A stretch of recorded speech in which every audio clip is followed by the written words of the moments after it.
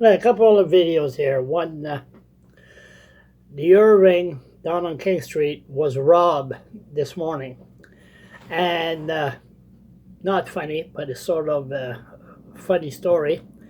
The so somebody told me the Irving was robbed. I said, really?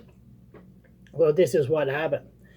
The guy, uh, they have a system there. If somebody robs, they want to stop somebody from leaving the store. They press the button, and the person can escape. So there was a guy, methead, walk in there and ask the cashier if he could use their phone.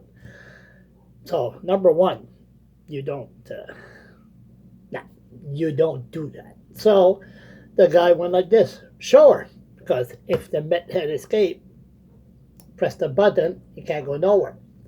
So next thing you know, the methead move extra fast because they have extra ADHD, and out the door he went, and the guy lost his phone.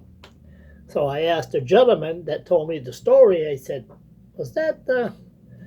So they're all, nothing wrong with that. They're all foreigners that's working. And I always notice a guy from India that's working at the Irving. I said, is that the guy with the turban on? He goes, nope. He said, where was he from? He goes, Woodstock.